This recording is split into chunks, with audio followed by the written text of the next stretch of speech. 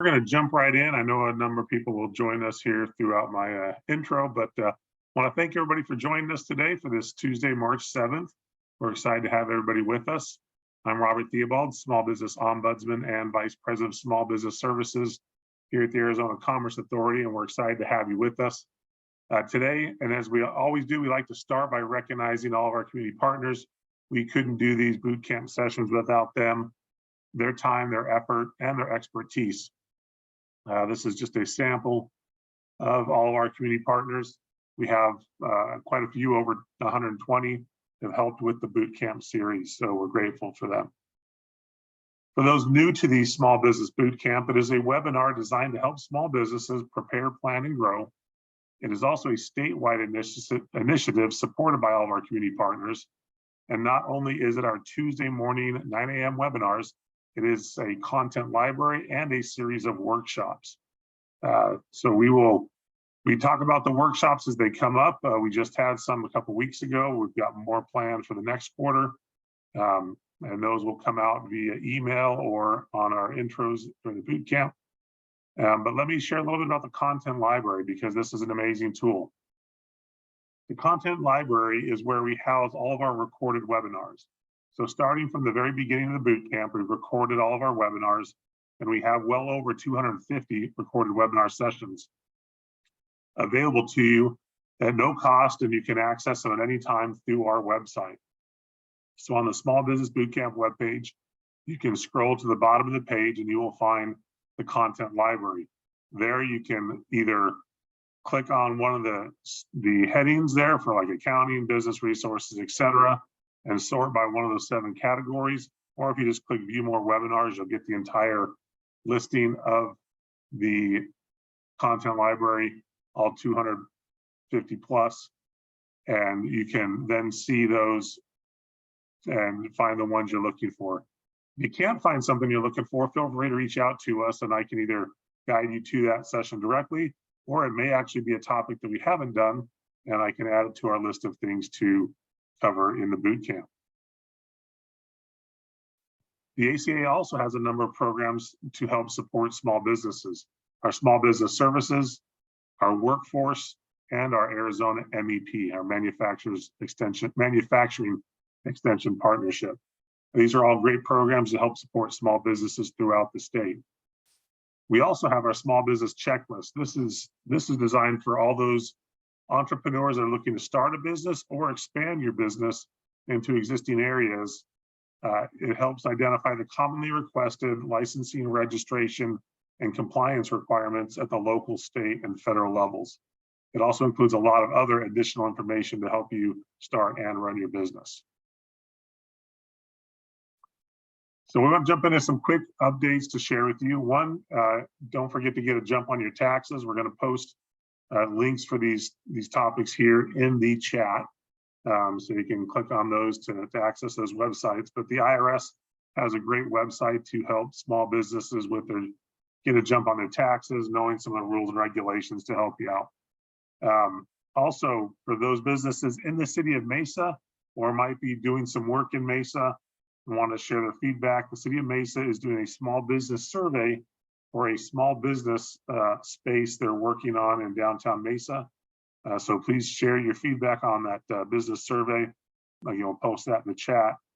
And then Seed Spot is a local-based accelerator program, and they are doing a startup spring training, cool little program with a bunch of workshops and activities to do through the program. I believe it's no cost.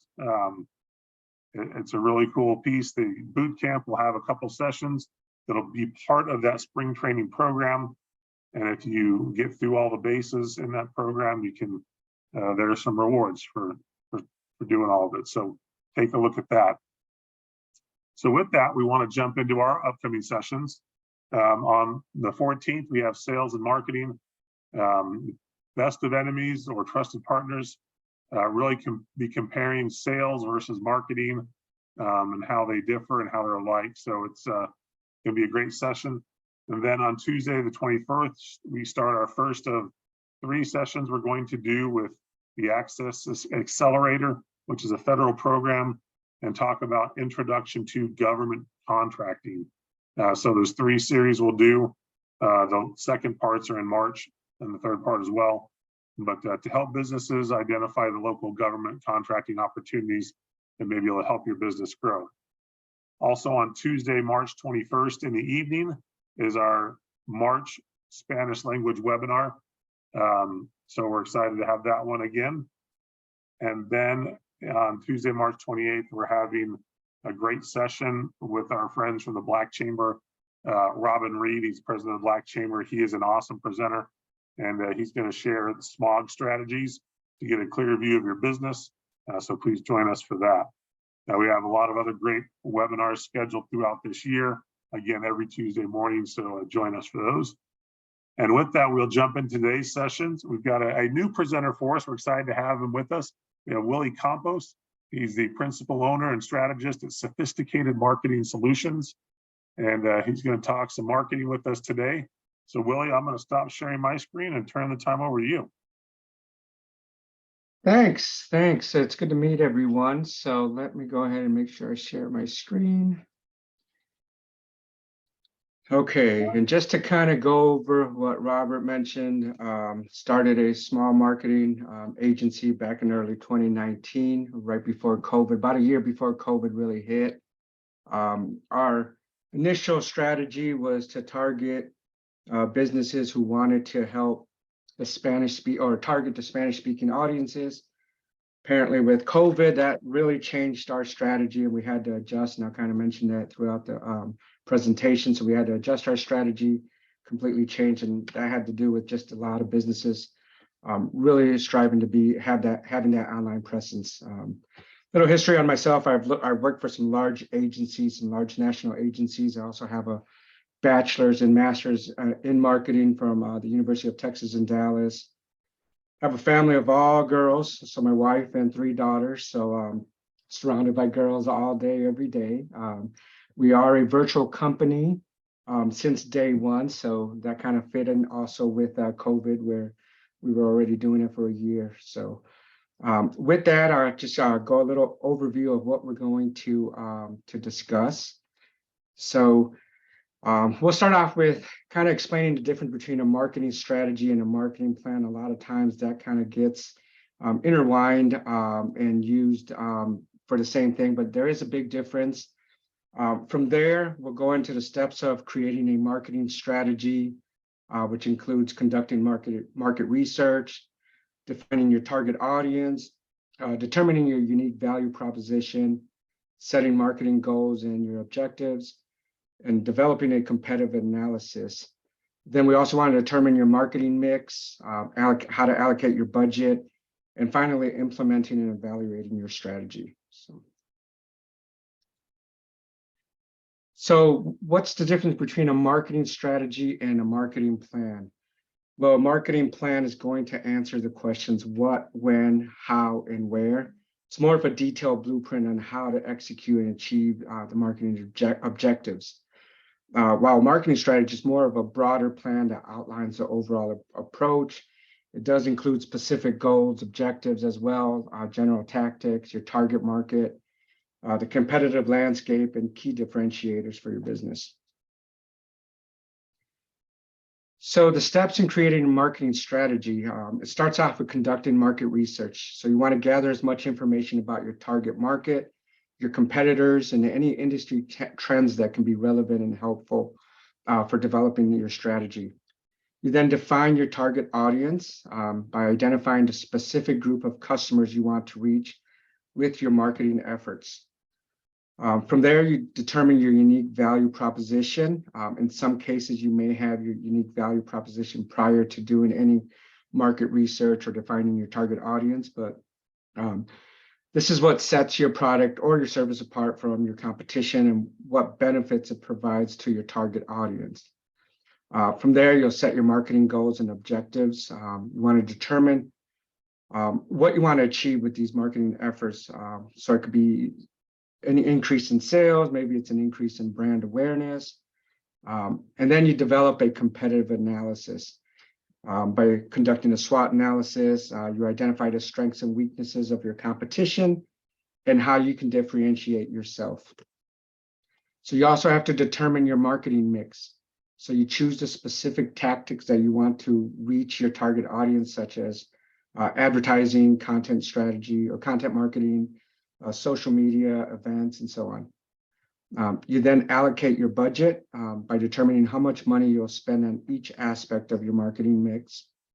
And then finally, you implement and evaluate your strategy. So you launch your marketing efforts, and you want to continuously measure and evaluate the success of the marketing strategy and adjust as necessary. Similar to how I mentioned where we had to adjust our strategy once COVID hit. All right. So the first step is market research. A lot of different resources out there, a lot of different ways to gather information. You can do online surveys, you can do in-person surveys. There's some examples, some tools.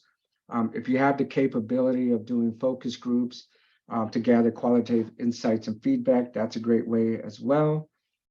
Then you have your competitor analysis tools. Some examples, SEMrush, SpyFood, Meta Ad Library is a great tool that actually gives you the ability to see what your competitors are currently, or what their current advertisements are, and what they have been in the past. So it gives you an idea of what their messaging is. And then there's secondary research, tons of resources out there, the US Census, the Small Business Administration, the Bureau of Labor Statistics, and that's just a few. I mean, there's just a ton of different resources out there for secondary research. And then there's also your social media listening tools. These tools allow you to build more of a solid understanding of exactly how your customers and or your potential customers think about you or your competitors, and they analyze what they say on social channels. And this is in real time, so it gives you that data in real time. And finally, some more first-party data is website analytics. So one of the things that we've seen is businesses, even businesses that have been in business for years, don't have Google Analytics set up. That's very important because that's first-party data. That's going to give you visibility and seeing where users are coming to your website, from where they're coming, what they're doing once they're on your website. And then there's also Adobe Analytics, which isn't as popular. But Google Analytics, free tool by Google. Definitely recommend that every business from day one should have that set up. So this is an example of the Meta Ad Library. As you can see, I use just a generic term like marketing agency. We're able to see some of the ads that were launched in February. We can see ads that were launched in January and previous history. So it gives us an idea of the type of images that they're using, their messages. And then on the top right-hand corner, you'll see what's called SpyFood. Using FedEx as an example, we can see the organic keywords that overlap with UPS and the UPSstore.com. This is just a screenshot, but you're actually able to see all the different keywords that competitors are using, where they rank. So a lot of different resources with, and these are just two examples. From there, we want to define our target audience. So this involves identifying specific groups of customers that you want to reach with your marketing efforts. So this can be done through a combination of demographics. So identifying age, household income, levels of education, as well as psychographic. So your users' interests, their lifestyles, their attitudes, as well as behavioral information. So you can identify brand loyalty, their purchase habits, and product usage patterns. So some steps to help you define your target audience. First, you want to conduct that market research, which you should have already done. Then you analyze your existing customer base. If you do have customers and you're already in business, this gives you that ability to identify common characteristics and patterns. And this can help you identify your ideal customer profile. From there, you create personas. Personas are just fictional characters which you create to represent the different types of user types and services that they may be interested in, particular services or products. These personas are going to help you understand your users, their needs, their experiences, their behaviors, and their goals. From there, you divide your audience into different segments based on shared characteristics. So this is going to allow you to tailor your marketing messages to specific groups. So Perhaps you may have products or services for different age groups, different personas, different demographics. So, and then you want to continuously collect data on your target's audience behavior. And that's where the importance of first-party data and your Google Analytics comes from, because this is going to allow you to refine your marketing strategy and see who you're actually targeting, who's actually coming to your website, who's engaging and interacting with your website or any other channels. And from there, you may need to adjust your marketing strategy. Next is determining your unique value proposition. This is going to answer the question, what problem does your product or service solve for the customer? You want to identify that target audience, always study your competition, assess your product or service, identify that particular problem that your product or service is going to solve, and then determine the unique benefits. And as mentioned, and we'll always mention this, is you want to continue to test and refine every step of your marketing strategy. So next, we're going to move on to setting your marketing goals and objectives. So there is a difference. Your objectives are more of the actions that you're performing to meet those marketing goals. And some marketing goals examples could be you want to increase your brand awareness. Perhaps you need to shorten your sales funnel. Increase leads is a very popular one, or increase the quality of those leads that you're receiving. Increase profitability. Maybe you want to minimize your customer churn. Or increase brand authority. Through that, you can define what you want to achieve through SMART goals or SMART targets, and establish regular reviews. And I'll go into what SMART goals are. So SMART goals stands for specific, measurable, achievable, relevant, and time-bound. So you want to make sure you're as specific as possible with your goals. So if you set a goal to where you want to increase your let's just say your Instagram followers by 20%. That's specific. You know, you're setting a number of 20% versus I just want to increase my Instagram followers, or I want more leads. You're actually setting a specific number. It needs to be measurable. So if you want more leads and you're saying you want an increase of 10% more leads, that's very measurable. It's not open-ended. And it needs to be attainable as well. So you don't want to say, you know, I want 1 million more followers if you only have 100 followers on your current social media channel. So it needs to be attainable. It also needs to be relevant. You don't want to set goals for things that just aren't relevant to your business. So if your target audience is not on TikTok and you're wanting to increase your followers on TikTok, then it just doesn't make sense if it's just not relevant for your target audience. And then it also has to have a target date. So having a goal of wanting to increase your sales by 10%, perhaps you want to do that by second quarter of the year, perhaps in 60 days. That way you can measure it and adjust as needed. Next, we're going to go into process or evaluating your competitors. This is done through what's called a SWOT analysis. So first you want to identify your competitors, both direct competitors and indirect competitors. You gather the information, and this can be their products, their services, what marketing strategies they have in place, and then their digital online presence. From there, you evaluate their strengths, their weaknesses, determine opportunities and threats, and then continuously refine your strategy based off of the data that you're gathering. So some examples of competitive analysis tools, Google Trends, SimilarWeb, SEMrush, once again, social media listening tools. There's a lot of different tools that you can do, even just something as simple as going on their website and seeing the structure of their website, what their messages are. Reddit is a great one for competitor analysis as well.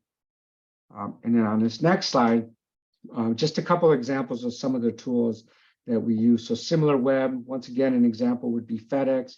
We can see their web analytics from here and dig deeper into their website and how their users are engaging on their site. And then I'm also using Google Trends. So I use Super Bowl. So those of you in Arizona are familiar that the Super Bowl was here in in Arizona. So you can see a big spike in the interest for the state of Arizona, where it reached 100% interest, as well as Kansas and Missouri. Why? Because the Chiefs were, because the Chiefs were in, was it the Chiefs?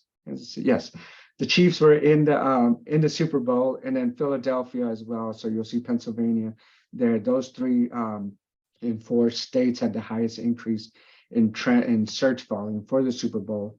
Why? Because it makes sense. So there's a lot of different things you can use with this tool.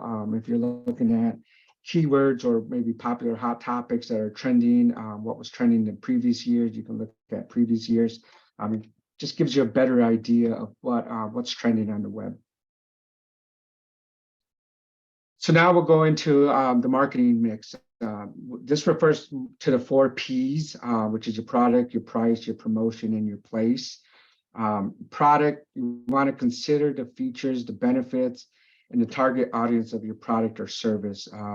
Decide on the positioning and branding strategies that will best resonate with your target audience. So if we're advertising or if we're promoting couple $1 million homes, we need to make sure that that product is targeting the right audience and not, perhaps that's not if you have a product like first-time home buyers, most likely first-time home buyers are not looking at homes that valued at a couple $1 million. So your product is, of course, and with that goes your price. So you need to determine the pricing strategy that best fit your target audience, taking into account the cost of goods sold, the prices of your competitors, and then you need to consider pricing strategies such as premium pricing.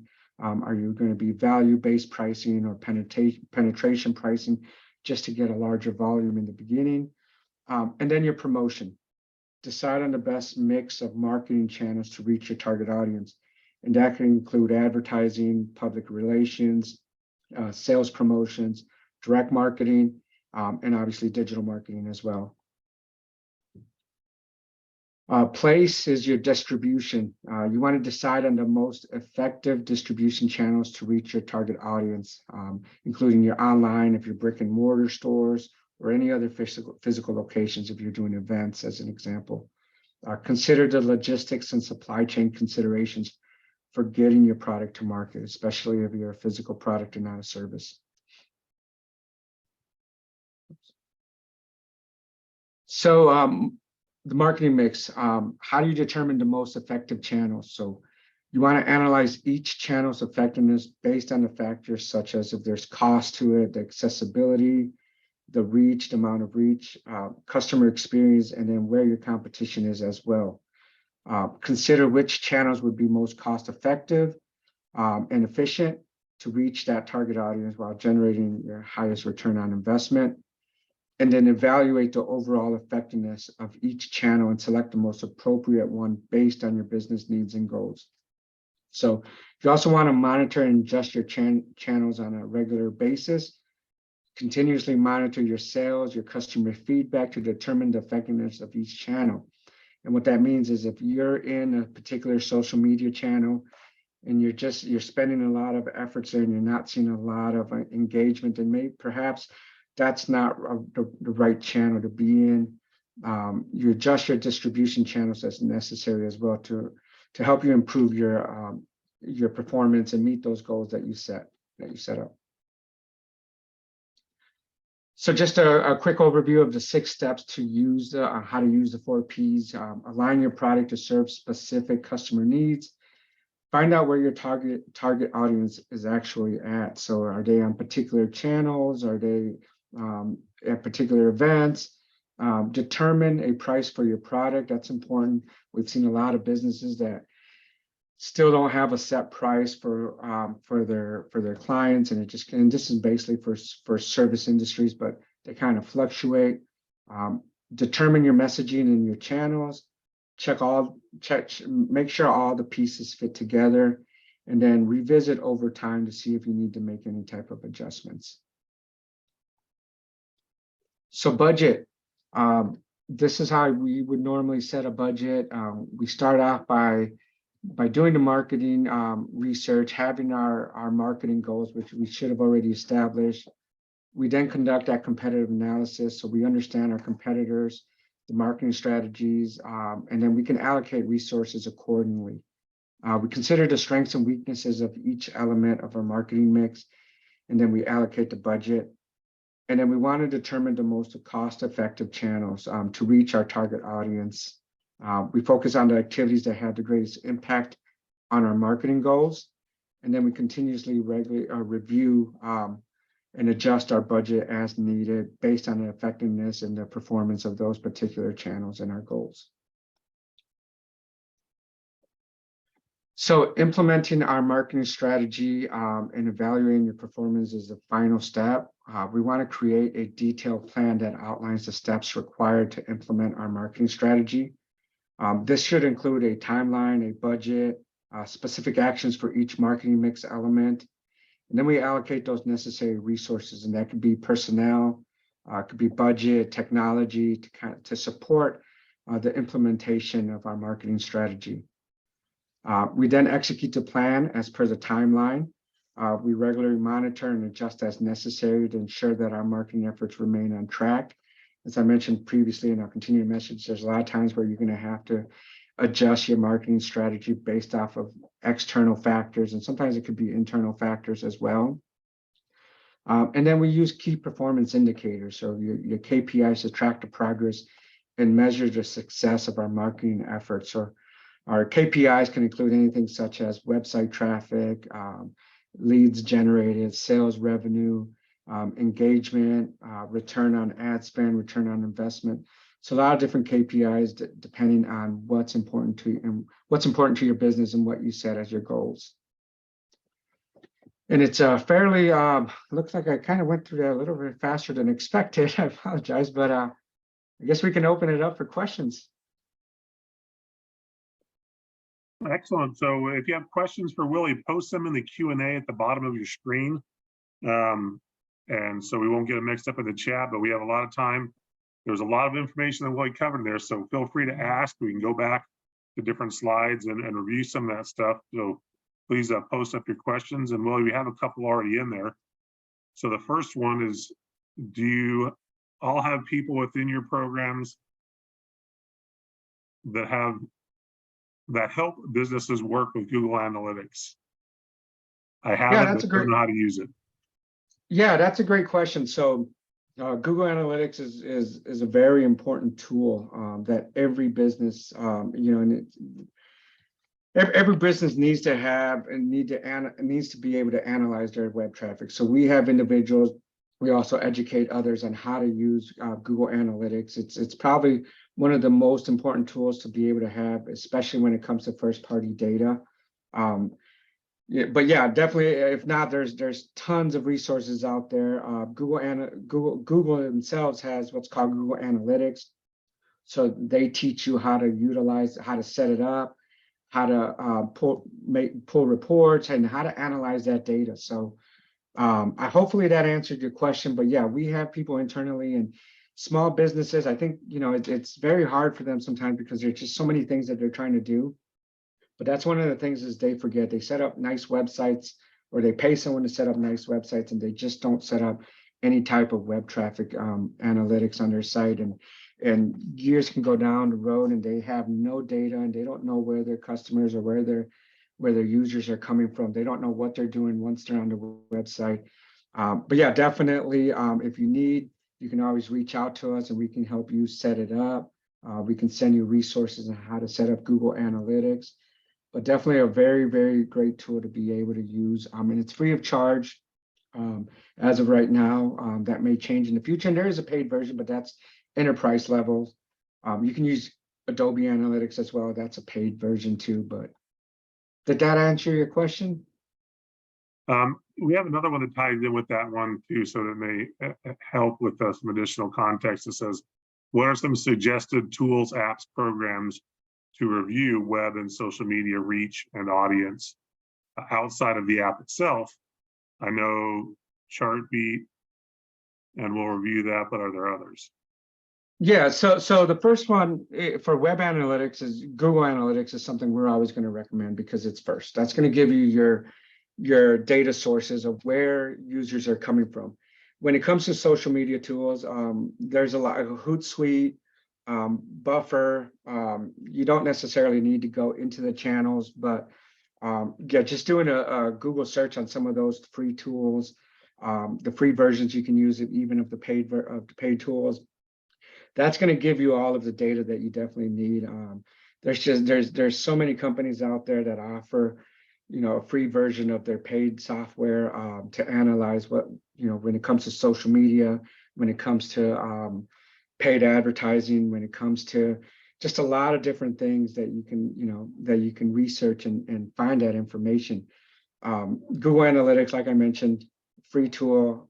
Every website should have Google Analytics. And if you have multiple websites, or even an app, you're able to do cross-domain tracking. So you set up one Google Analytics account for all of your different your subdomains and your domains, and you can see all of your cross-domain traffic. And if you have an app, you can see the usage information of the app as well. So Yeah, and we have some previous webinars. Last week's webinar touched on Google Analytics a bit by the webinar by Localfy, and they've done some other ones for us as well that dives deeper into that. So if you check out the content library, you can find some additional webinars to review that will touch on some of those topics.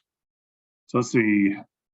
Another one, Malcolm asked, please discuss keyword search. I've not done this. yeah, so keyword search is there's a lot of different ways to do it. So some of the tools that I mentioned, SEMrush, which can also be called SEMrush, but the proper name is SEMrush. SpyFu, Google Ads has a keyword planner. Microsoft has a keyword planner. The way that we conduct keyword research is going to be based off of, it starts off with your target audience, right? Where is your target audience? Are they in a particular geographical area? Are they nationwide or possibly global?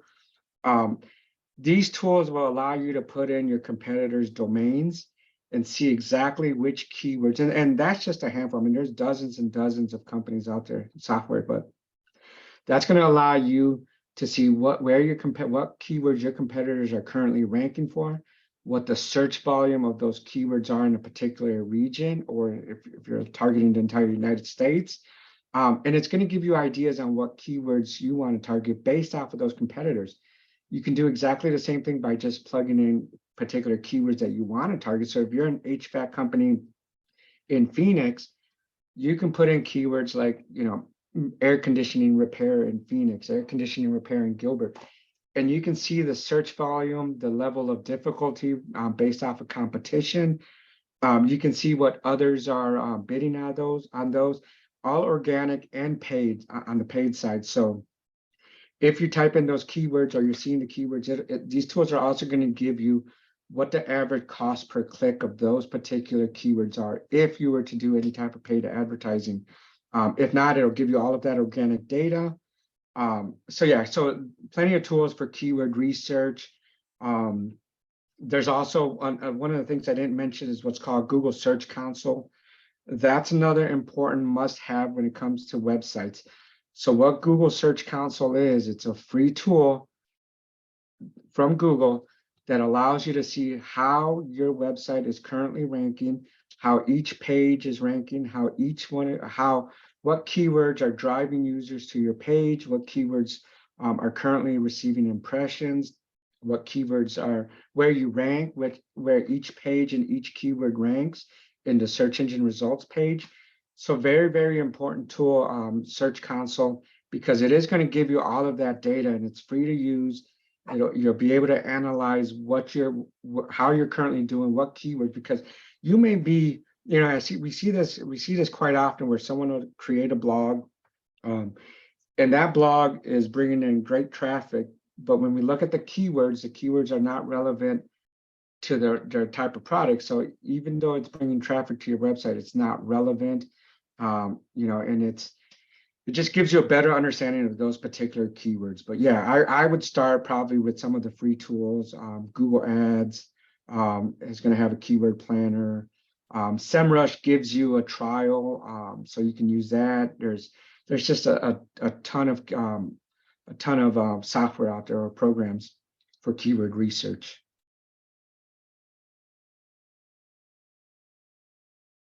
All right. Let's see. Next question is how do we get started with the SBA business plan and when starting an internet service? I'm going to go ahead and answer that. If you're looking to get your business plan set up for starting your business, I highly recommend reaching out to SCORE or the SBDC, the Small Business Development Centers. I'm going to post the Small Business Development Centers main link in the chat. You can click on that and access it. And schedule some time to work with them to help create a business plan. They have some tools that make it a lot easier. So that's a great resource. Next question is, other than checking out competitors' websites, what is another good way to see how competitors are marketing? Yeah, that's a good question. So that depends on the channel that you want to, you kind of want to see what they're doing. So as an example that I gave, the Meta ad library is a good example. If you were to put in one of your competitors' names in that tool, you're actually able to see what their ads, they launched that current month or the previous month, or any ad history that they have. If you're running Google Ads, as an example, you can see what your competitors are doing by using ad preview tools. There's just so many different things that you can do. A lot of times it's having to go into those channels and see what those competitors are doing. Let's see.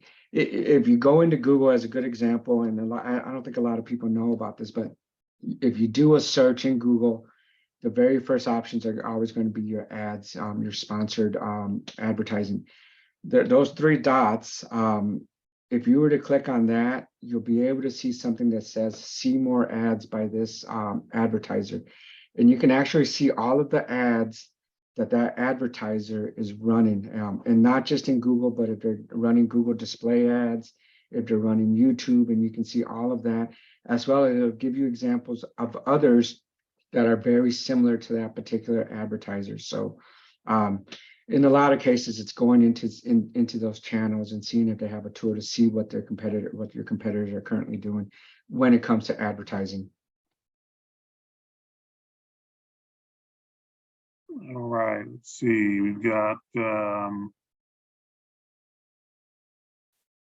for brand new businesses, how do you accurately measure results and effectiveness in marketing? Maybe year 2 or 3 have more data, then adjust accordingly. It's a good question.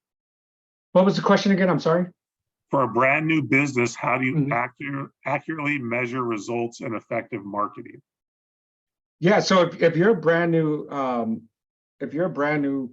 business, if you've done the proper research, your market research, and you know what your competitors are doing, that gives you kind of a benchmark on what it is you want to achieve. So that's going to go back to what your goals are for your market. If it's sales, if it's leads, if it's maybe social media engagement, if it's followers, it really depends. But conducting the proper market research is going to give you an idea and can give you benchmarks of where you kind of want to be and what you want to work towards. So that's always going to be a little bit more difficult, because if you have no data, no internal data, you don't have data on your on customers, then yeah, you're starting, but you're relying on all of your competitors in your target market. So that's what's going to set your benchmarks. If your number one competitor is perhaps, I'm just going to throw out an example, they have 5,000 followers on Instagram, and they're posting every day, and they've been online for 2 to 3 years. That's obviously, you're not going to want to try. It's going to be a lot harder to try to reach those same metrics in 6 months in a year. So looking at that and seeing how much are you going to commit to that particular channel and the efforts to try to get to, maybe it's a quarter of where they're at in 6 months or a year. So in most cases, you're going to use benchmarks based off of what your competitors are currently doing. Okay. So we have another good one. Says, so am I able to use my Google Analytics account across multiple websites? Yes, so you definitely can, especially with GA4, you'll set up what's called just your source. Now, you only want to do that if it's relevant. If you have an HVAC company, and then you have a cleaning company that are two separate domains, two separate businesses, you want to create different Google Analytics accounts for that. But if it's the same, perhaps for whatever reason, you have a blog that's a separate domain, and then you have or maybe you have a website, then you have an e-commerce website. Yeah, you can definitely do cross-domain traffic. You just set up different measurement source or different sources to one particular property, which we're always going to recommend Google Analytics for, just because your universal analytics is going away as of July of this year. But yeah, you can set it all up, cross-domain tracking in one property, as well as if you have an app, you can set up your app and your website domain in one property and view the data together. And that's going to give you a better picture of the customer journey and how they're, if they're going to different websites or your app back and forth.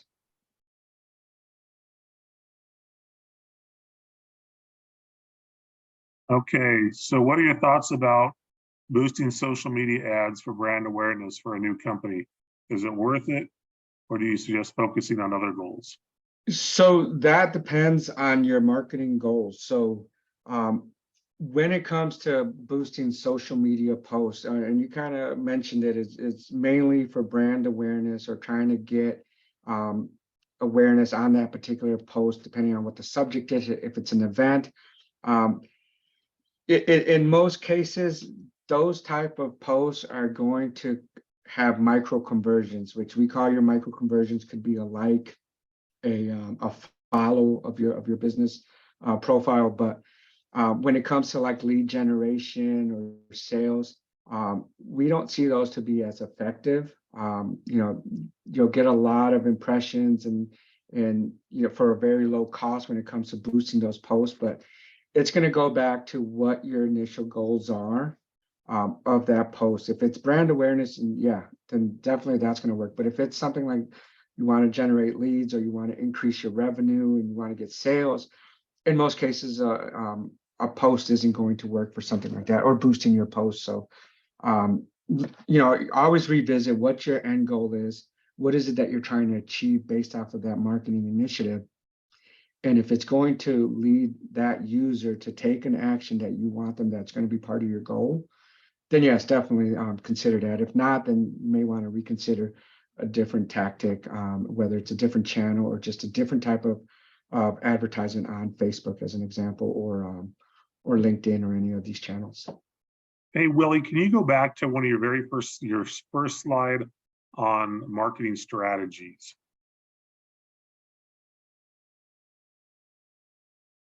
This one or this? There. Okay, yes. So with what Willie was just talking about, steps 2 and 3 are extremely important in defining, are you going to be doing web, Google ads, or are you going to be doing social media, and where and how? You need to really define that target audience, who they are, and understand your value proposition. And then when you combine those, you can understand where to find your clients and make sure you're going in the, targeting the right way. You might be a business to business, have a business to business product, and you're spending time on Instagram when you should be on LinkedIn. And going through that exercise will help you identify really where you should be and where your clients are going to be, so you can hit that right mark. Yeah, and if you saw in most of the slides, it always kind of referred to looking at your target audience, and that's very important, because if you don't have your target audience defined, you may be targeting the wrong audience, and that's what's not leading to low sales or no engagement. So it's very important that in the beginning, you really define that target audience. Who is it that you're targeting? And a lot of that is going to be based off of your market research. And there's been so many times when we have conversations with clients or business owners or marketing directors, and they have a target audience that they think they're actually targeting, but based off of everything that we see in all of the research, they're targeting the wrong audience. And I'll kind of go back to my example in the very beginning, is we started as a company wanting to target businesses that wanted to target the Spanish speaking audience. With COVID, we readjusted that. And if we kind of continued, we possibly would have still been kind of successful in that strategy, but we adjusted just based off of what we were seeing. We were seeing just, businesses from all over the country, and in some cases in other countries, come to us because they were looking for an online presence. Now, that wasn't initially our target audience, but we adjusted it based off of that, based off of what we were seeing, based off of the needs of the market. But yeah, definitely always kind of refer to your target audience and what your marketing goal is. So many times we see, Facebook as being the number one place users are going to, but not all of everyone's target audience is on Facebook. It may be LinkedIn, it could be Reddit, it could be other platforms. And doing that market research, you're going to identify where your target audience actually is. And those are the channels you want to focus on. Okay, excellent. Thank you. So another great question is there a marketing plan template available anywhere? And so I'm going to post in the chat a link to a previous webinar from our content library of a webinar that talks about marketing plans, whether they're traditional or web or however. And there is a 30, 60, 90-day template as part of the materials that you can download on that link. If you go to that link, you'll be able to see some additional materials along with the recorded presentation. So I recommend you go there and pull up that information. Let's see. Here's another good question. It says, do you recommend having a website for a business that is just starting, or social media would work to start? That's a great question. Both. So I would recommend definitely a website is important. And the reason for that is if they do find you on social media, most users want to see if you're a legitimate company. They may go to your website, they may not, but your website is your storefront. It's the face of your business. And whether or not you're getting most of your interaction and most of your customers from social media, it's important to have a website. People want to go to websites. You want to be found organically. That's one of the things too, is if you don't have a website from day one, then it's going to take even longer from the time you do set up a website to start to rank organically in the search engine results pages. So yeah, having a website and then setting up the right social media channels is important.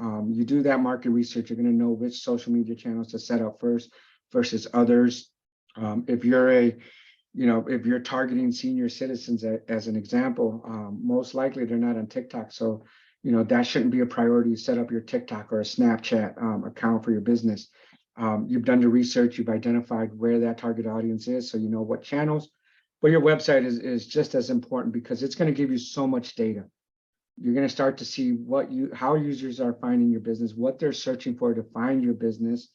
And it's, not every user is on social media. So having a website set up, definitely important, but at the same time, having those social media channels set up as well, because you'll have users also go to websites, and then from there they go to your social media to see if there's any type of activity. So. All right, then we have one last question. It says, can you give examples of where to find potential customers online, and then to do a survey using a tool like SurveyMonkey?